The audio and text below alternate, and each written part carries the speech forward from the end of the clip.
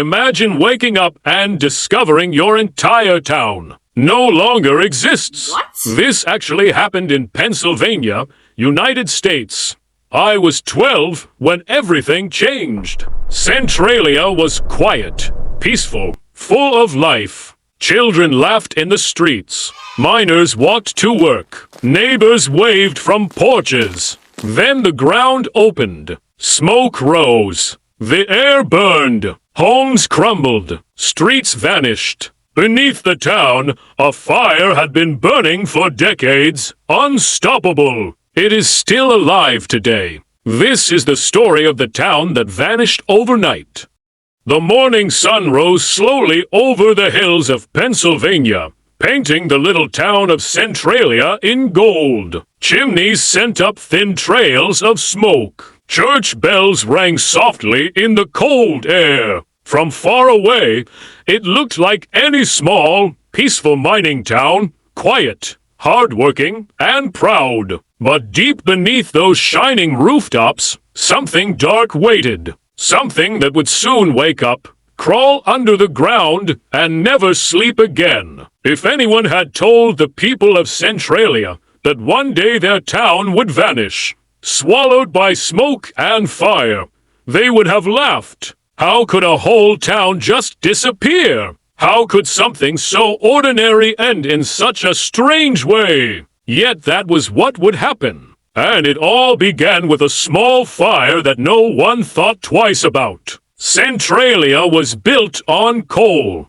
Black, shining coal that ran through the earth like the town's own heartbeat. Every man, woman, and child knew the smell of it. Dusty, smoky, and sharp. Coal paid for their homes, their food, their church roof, even the school's new windows. The miners were proud of what they did. Every morning before sunrise, men walked together down the road carrying their lunch boxes and lamps. Their boots made a steady rhythm on the frozen dirt. The women watched from porches, wrapped in shawls, calling out soft goodbyes. When the whistle blew at noon, the whole town seemed to breathe again. Children ran down the street chasing each other, with coal-dusted faces. The baker opened his shop, and the smell of bread mixed with the scent of smoke. Life was hard, but it was theirs, strong and steady. In spring, the hills turned green. In winter, snow covered the mines,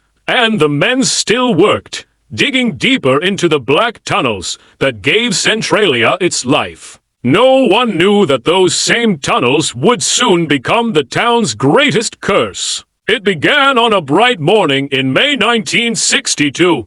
The townspeople were preparing for Memorial Day, a day to honor the dead. The small cemetery on the edge of town needed cleaning, and near it stood an old strip mine pit that people had turned into a garbage dump. The dump was full of trash, papers, wood, old tires. The town officials decided it needed to be burned before the ceremony. The firefighters came, lit a controlled fire, and watched as the garbage turned to ash. They thought they had done their job well. No one saw the small crack in the pit's wall. No one noticed that beneath the ashes was an open passage leading into the old coal mine tunnels. That was the doorway. Through that narrow crack, a small tongue of flame slipped down into the darkness and found its meal waiting. Coal burns hot, and coal burns long. Once lit, it does not easily die.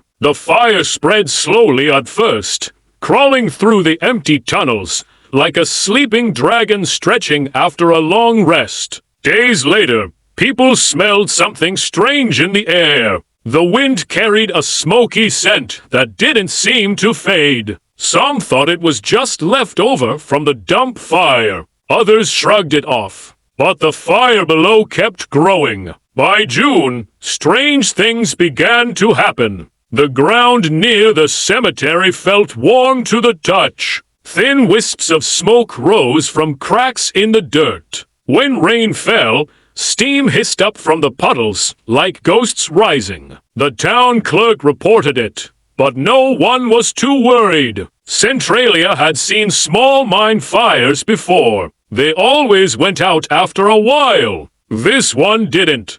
The flames had found new tunnels, new veins of coal. They were moving, spreading silently under the town's feet. The miners started to notice something odd in the shafts. A faint heat that grew worse with each passing day. The air felt heavier, thicker. Some men coughed and said they could smell burning metal. A few said they heard a low sound deep in the mine. Not wind, not water, but something else. A whispering like the earth breathing fire. Weeks turned to months. The summer sun baked the town, and the heat under the ground rose higher. Grass along the hills turned brown early that year. People joked about it at first. Guess we've got a hot spring now. One man laughed. But no one laughed when smoke began to curl out of the roads. Thin, gray fingers rising through the cracks in the pavement.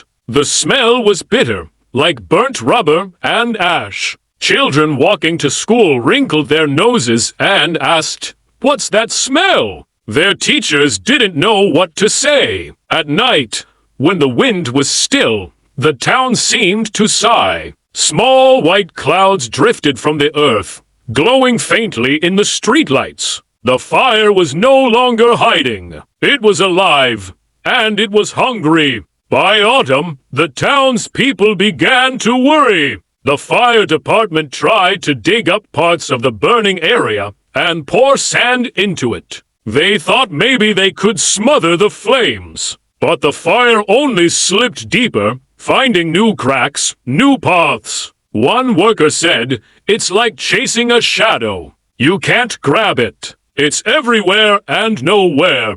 In the evenings, people gathered at the diner, whispering about what they'd seen. Some said they'd found hot spots in their backyards where the soil smoked. Others said their basements felt like ovens. But most just wanted to believe it would stop.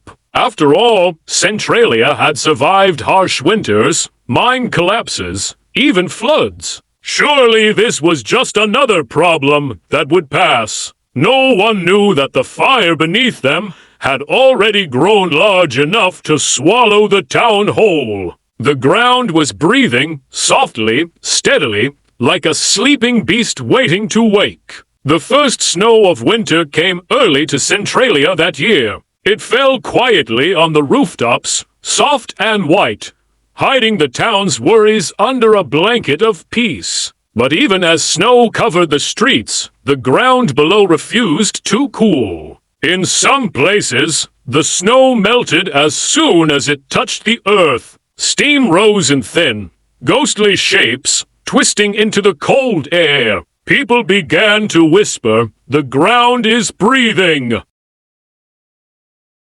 The fire beneath Centralia was no longer a secret. Everyone could smell it now, a sharp, burning scent that never went away. Some mornings, when the wind was still, the whole town smelled like smoke and sulfur. Children would ask, "Why does the road smell like a candle?" Their parents didn't have a good answer. At first, the town tried to stay calm. After all, Centralia had been built by tough people, miners and families, who worked hard for everything they had. They believed that problems could be fixed if you worked hard enough. So the council called for help. They brought in engineers and mine experts from nearby towns. Big machines arrived, their metal claws digging deep into the earth. The plan was simple.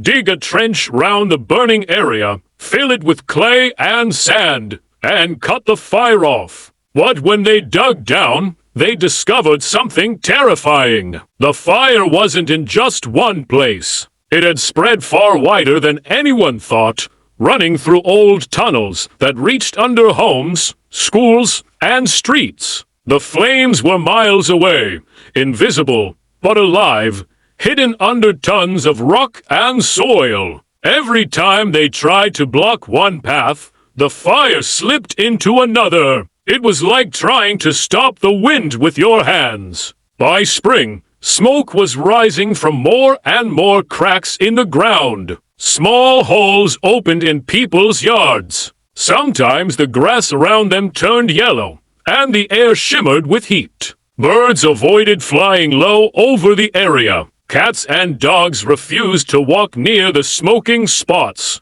Mrs. Daniels, who lived near the school, said she woke one night to find her basement filled with a strange fog. When her husband went downstairs, his flashlight beam cut through thick white smoke. The air made his eyes sting and his throat burn. That was when people began to fear what they couldn't see: the gas. The coal fire didn't just make smoke. It released poisonous gases that you couldn't smell or taste. They could fill a room quietly in the night, and one deep breath could make a person faint. The mine inspectors brought gas detectors to people's homes. The small machines beeped and blinked red in house after house. Carbon monoxide, they said. It was everywhere. Some families started to leave. Not many at first. Just a few who lived closest to the burning area. But others stayed. They said they had nowhere else to go. Some had lived there all their lives. Their parents and grandparents were buried in the town cemetery. How could they leave them behind? Life went on, even with the smoke. The children still went to school. The miners who still had jobs kept working. The church still held Sunday service. But the fire didn't rest. It kept moving, silent, patient, unstoppable. One morning, the main road that led out of town began to crack. At first, it was just a small line running down the asphalt. Then, over the next few weeks, it grew wider. Steam began to drift from it. The road's edges turned black with soot. People started calling it the smoking road. Cars avoided it.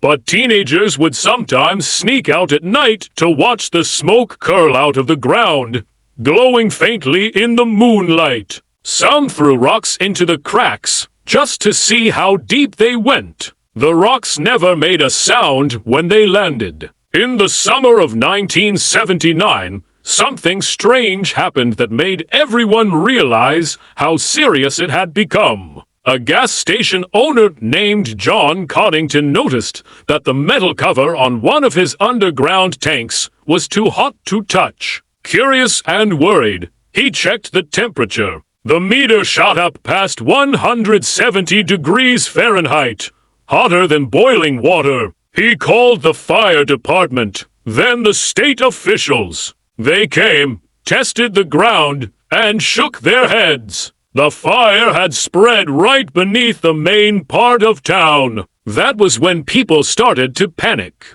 Meetings were held almost every night in the town hall. The air was thick with fear and frustration. Some shouted that they should be evacuated. Others refused to leave, saying the government just wanted to take their land. Old friends argued. Families divided. But the fire didn't care who was right or wrong. It just kept burning. By the early 1980s, the town looked tired. Cracks split the sidewalks. The school playground was closed because the ground was too hot. Some houses stood empty, their windows broken, their gardens dry and gray. The once bright streets of Centralia were now covered in smoke. On cold mornings, fog and steam mixed together, making the whole town look like it was floating in clouds. Children stopped playing outside. People started locking their windows even in summer, trying to keep the gas out. And then, in February 1981, something happened that changed everything. A moment that made the world finally notice Centralia. It was a cold morning when 12-year-old Todd Dombowski went to play in his grandmother's backyard. The ground was soft from melting snow. He walked near the edge of the yard, not far from a spot where smoke had been seen before. Suddenly, the earth beneath him gave way. Todd fell into a hole that opened out of nowhere, a deep, dark pit, nearly 100 feet down. Smoke rushed up round him, choking and hot. He grabbed at roots sticking out from the side of the hole, screaming for help. His cousin heard the cries and ran to him. Without thinking, the boy reached down and pulled Todd out just before the hole filled with white gas. When rescuers came, they measured the air inside the hole. It was filled with deadly carbon monoxide. If Todd had fallen even a few seconds longer, he wouldn't have survived. The story spread across the country. Reporters came. Cameras filmed the smoking ground. Scientists studied the town and said the same thing. The fire could not be put out. Centralia was dying. But for many who still called it home, leaving wasn't so simple. They had to choose between the place they loved and the air they could no longer breathe. The story of the boy who fell into the smoking pit spread fast. Reporters filled the town within days. They came with cameras, notebooks, and curious faces. Some took pictures of the cracks in the road. Others filmed the smoke drifting from the earth like breath on a cold morning. Centralia was suddenly famous, not for its coal or its kind people, but for the fire that refused to die. People around America watched the news and shook their heads. A town burning from the inside? It sounded like something from a nightmare. But for the people who lived there, it was no dream. It was home,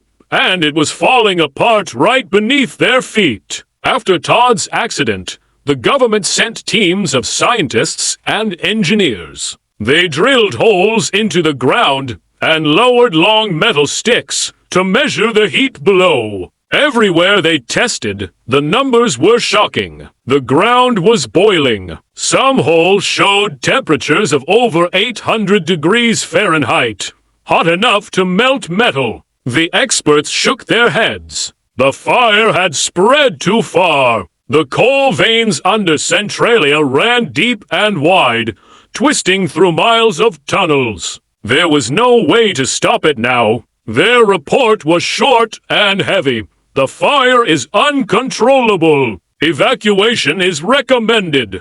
Those words changed everything. The people of Centralia had heard rumors for years, but now it was official. Their town was dying. The meetings in the church basement grew louder and angrier. Some shouted, "We can't just leave! Our parents built this town." Others said, "It's too dangerous to stay. The air is poison." Old Mr. Becker, who had worked in the mines for 40 years, slammed his fist on the table. "I've breathed coal dust all my life," he said. "I'll die where I was born." No one knew what to say to that. It was hard to argue with love, even when love meant staying in danger.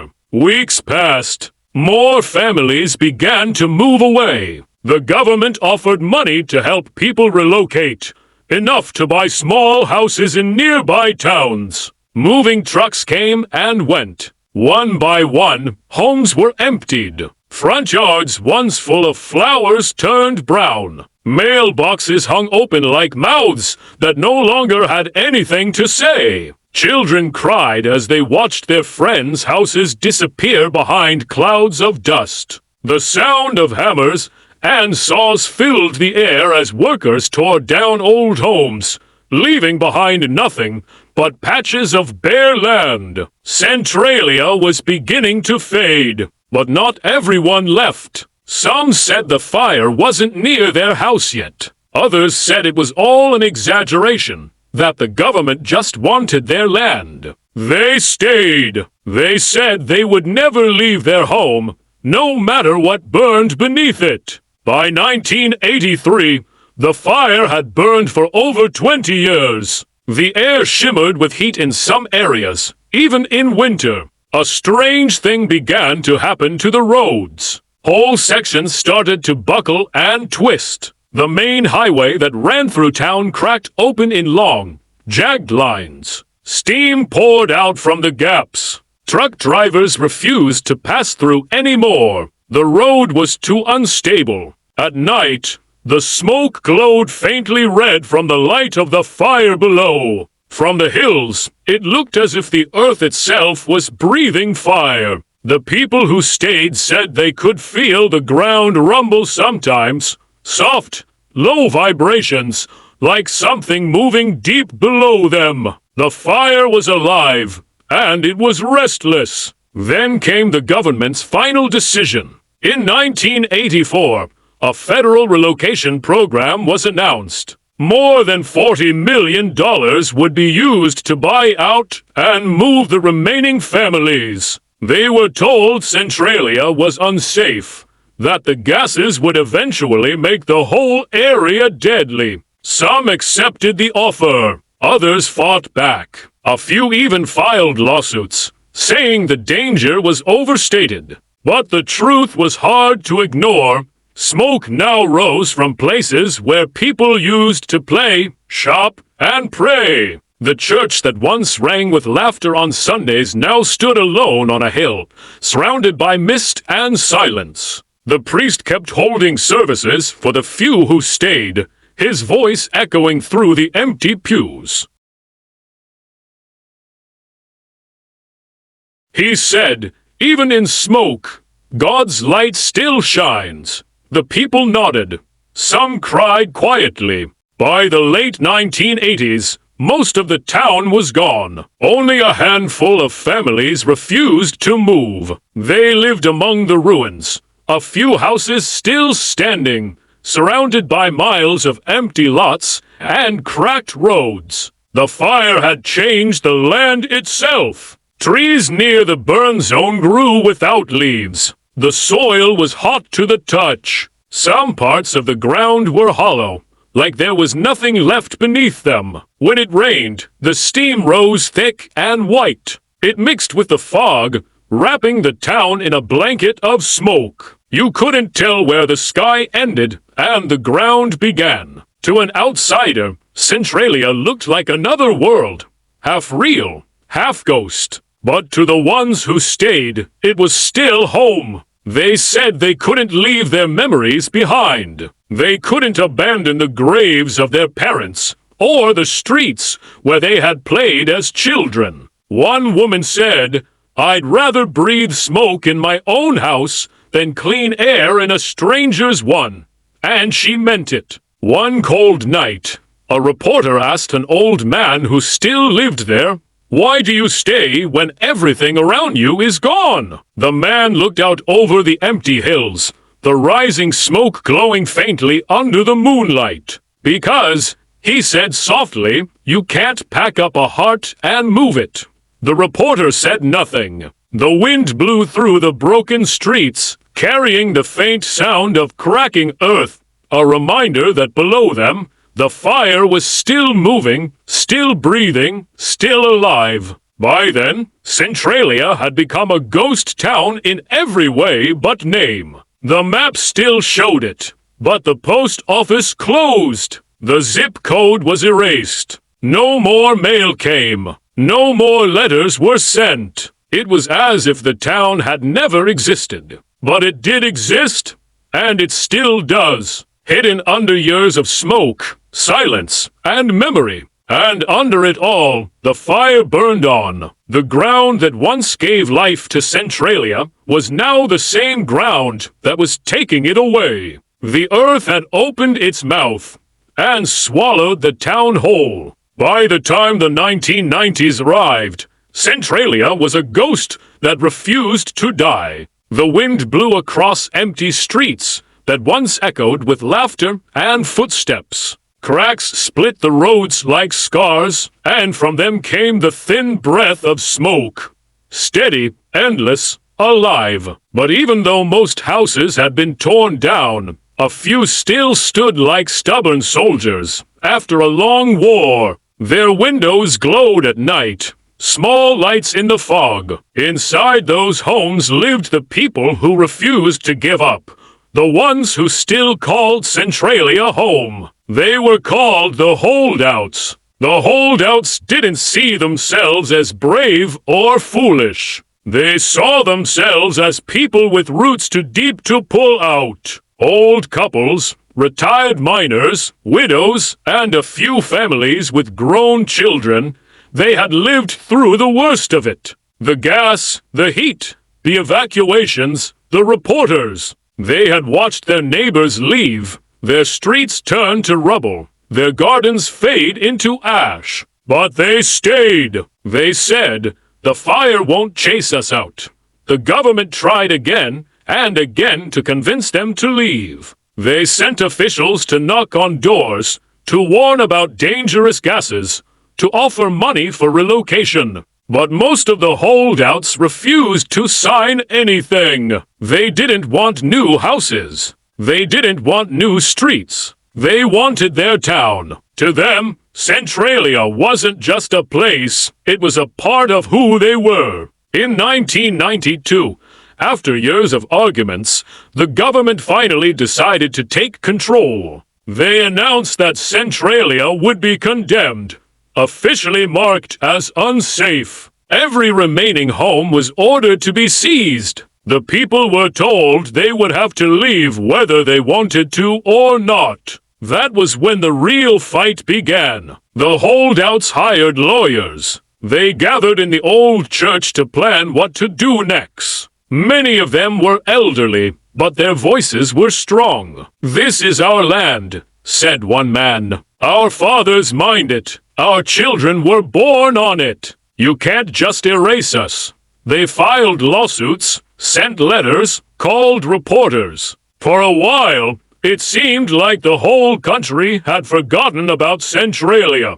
But the holdouts made sure the world remembered. The fight went on for years. Some moved away at last, tired of the struggle. But a small group stayed, determined to die on their own land, no matter what the law said. Among them was John Lokitis Jr., one of the youngest who refused to leave. His grandparents had built their house with their own hands. When the government tore it down, he was heartbroken. But he stayed nearby, helping to maintain the few streets that were left. He painted the town's traffic signs. He mowed the grass around the church. He hung Christmas lights every December, even when there were only a handful of people left to see them. He said, "If I don't do it, who will?" For the holdouts, Centralia wasn't dead, not while they were still there to remember.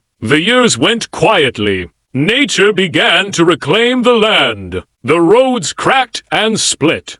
And while trees grew where houses once stood, flowers bloomed in driveways, vines climbed up broken chimneys, and deer wandered through what used to be backyards. On summer mornings, smoke still drifted lazily from the ground, mixing with the mist. It looked peaceful, but everyone who lived there knew what slept below. The fire hadn't stopped. Scientists said it might burn for another 200 years. The coal seams were deep, and the fire moved slowly but surely, eating away at the earth inch by inch. Even now, if you walked down the old highway, you could feel the warmth through your shoes. The asphalt was broken and uneven, and thin ribbons of smoke curled out of the cracks. People called it the Graffiti Highway because visitors from other towns came to spray bright words and pictures across the abandoned road. Love notes, faces, warnings, names of the lost. It became a strange kind of art. Beauty painted over the bones of a dead town. But to the holdouts, it was painful to watch. Centralia wasn't a tourist spot to them. It was their home and their heartbreak. In 2002, the U.S. Postal Service erased Centralia's zip code. From that day, no mail could be sent there. It was as if the town had been erased from the map completely. But even that didn't drive the last few away. "We don't need a zip code to exist," one old woman said. "We know where we are." And they did. They knew every road that used to be, every neighbor who used to wave, every child who used to play. Centralia lived in their memories, even as the real town vanished around them. Years passed. The lawsuits dragged on until 2013, when a final agreement was made.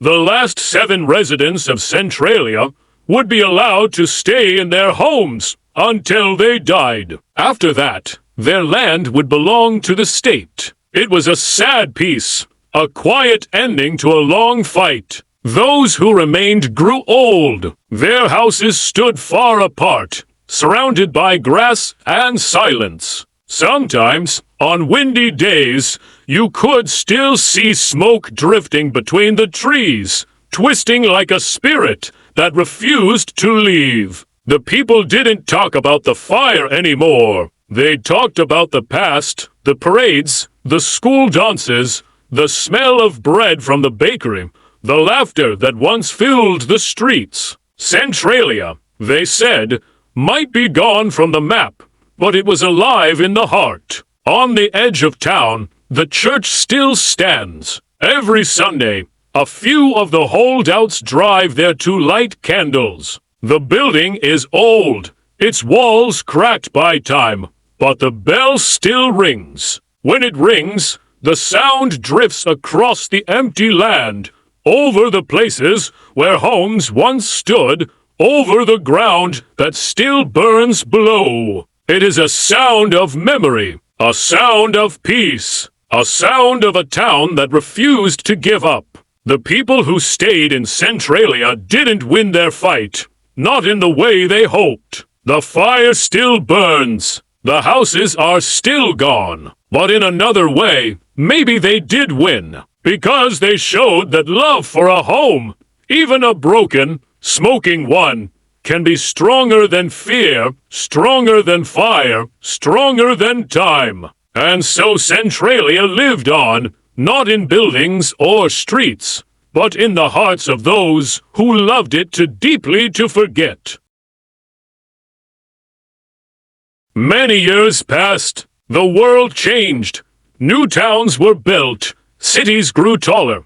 And the people who once lived in Centralia grew older or moved far away. But deep under the earth, the fire still burned. It had been burning for more than 60 years now, moving slowly through the old coal tunnels, like a creature that refused to die. No one could see it directly, but the ground still breathed.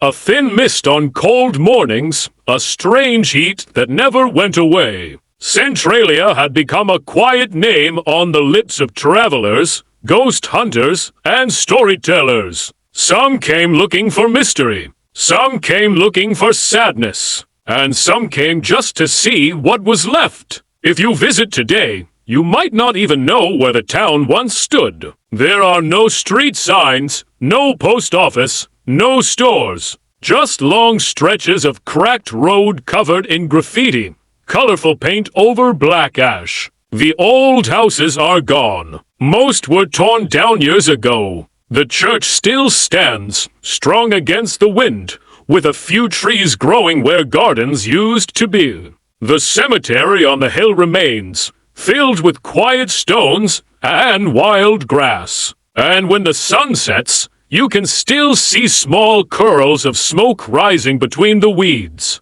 It is peaceful and sad. But even though the town is mostly gone, its story has not died. Children in schools learn about Centralia. Writers tell its tale in books and documentaries. People online share pictures of the burning ground and say, "This is what happens when we forget to respect the earth."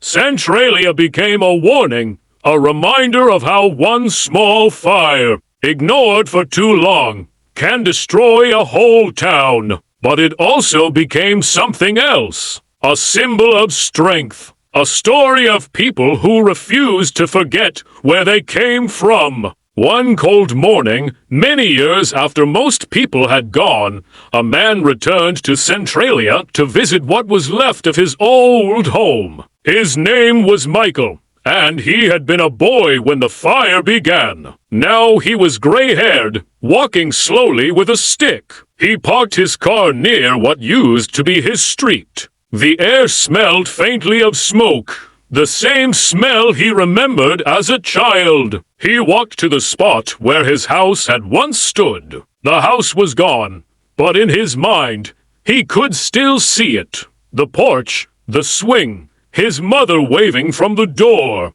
He closed his eyes. For a moment, it was all there again, the laughter, the light, the town alive. Then he opened his eyes, and there was only grass and mist. He smiled sadly. "You're still here," he whispered to the ground. "You never really left, did you?" A soft breeze blew through the trees, and a faint line of smoke drifted by, twisting like a gentle nod. Every year, a few people still come back. Some bring flowers to the graves. Some take pictures. Some simply walk and listen. At first, it seems like there is nothing to hear, only wind. But if you stand still long enough, the land begins to speak. The rustle of leaves sounds like whispers. The hiss of steam sounds like breathing. And sometimes, if you close your eyes,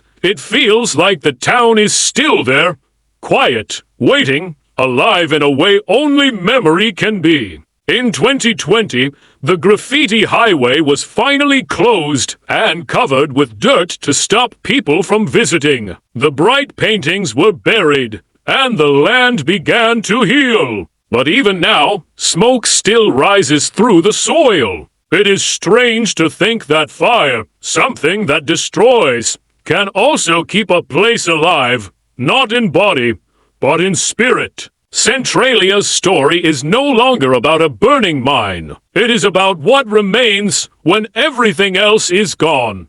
Love, memory, belonging, these are the things that even fire cannot burn away. Some people say the town is cursed. Others say it is holy, a place where the earth reminds us how fragile life is. But those who truly know Centralia don't see it as cursed or blessed. They see it as a lesson that even the smallest flame can grow beyond control. A lesson that the land remembers everything we do to it. And a lesson that home is not only a place, it is a feeling that lives inside us. Many years passed. The world changed. New towns were built. Cities grew taller. And the people who once lived in Centralia grew older or moved far away. But deep under the earth, the fire still burned. It had been burning for more than 60 years now, moving slowly through the old coal tunnels, like a creature that refused to die. No one could see it directly, but the ground still breathed. A thin mist on cold mornings, a strange heat that never went away. Centralia had become a quiet name on the lips of travelers, ghost hunters, and storytellers. Some came looking for mystery, some came looking for sadness, and some came just to see what was left. If you visit today, you might not even know where the town once stood. There are no street signs, no post office, no stores, just long stretches of cracked road covered in graffiti, colorful paint over black ash. The old houses are gone. Most were torn down years ago. The church still stands, strong against the wind, with a few trees growing where gardens used to be. The cemetery on the hill remains, filled with quiet stones and wild grass. And when the sun sets, you can still see small curls of smoke rising between the weeds. It is peaceful and sad, but even though the town is mostly gone, its story has not died. Children in schools learn about Centralia. Writers tell its tale in books and documentaries. People online share pictures of the burning ground and say, "This is what happens when we forget to respect the earth." Centralia became a warning, a reminder of how one small fire, ignored for too long, can destroy a whole town. But it also became something else, a symbol of strength, a story of people who refused to forget where they came from. One cold morning, many years after most people had gone, a man returned to Centralia to visit what was left of his old home. His name was Michael, and he had been a boy when the fire began. Now he was gray-haired, walking slowly with a stick. He parked his car near what used to be his street. The air smelled faintly of smoke, the same smell he remembered as a child. He walked to the spot where his house had once stood. The house was gone, but in his mind, he could still see it. The porch, the swing, his mother waving from the door. He closed his eyes. For a moment, it was all there again, the laughter, the light, the town alive. Then he opened his eyes, and there was only grass and mist. He smiled sadly. "You're still here," he whispered to the ground. "You never really left, did you?" A soft breeze blew through the trees, and a faint line of smoke drifted by, twisting like a gentle nod. Every year, a few people still come back. Some bring flowers to the graves. Some take pictures. Some simply walk and listen. At first, it seems like there is nothing to hear, only wind. But if you stand still long enough, the land begins to speak. The rustle of leaves sounds like whispers. The hiss of steam sounds like breathing. And sometimes, if you close your eyes, it feels like the town is still there, quiet, waiting, alive in a way only memory can be. In 2020, the graffiti highway was finally closed and covered with dirt to stop people from visiting. The bright paintings were buried, and the land began to heal. But even now, smoke still rises through the soil. It is strange to think that fire, something that destroys, can also keep a place alive, not in body, but in spirit. Centralia's story is no longer about a burning mine. It is about what remains when everything else is gone. Love, memory, belonging, these are the things that even fire cannot burn away. Some people say the town is cursed. Others say it is holy, a place where the earth reminds us how fragile life is. But those who truly know Centralia don't see it as cursed or blessed. They see it as a lesson that even the smallest flame can grow beyond control, a lesson that the land remembers everything we do to it, and a lesson that home is not only a place, it is a feeling that lives inside us.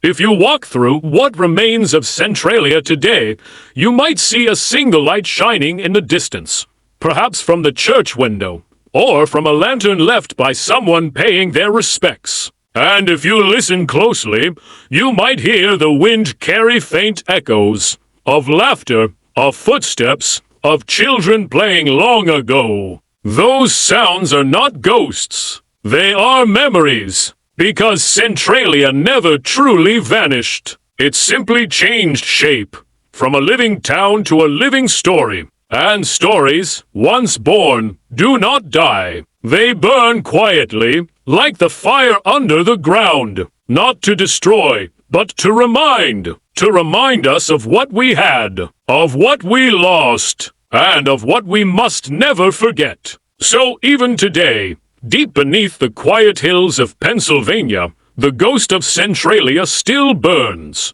not in anger, not in sorrow, but in remembrance, a soft, steady flame that refuses to go out.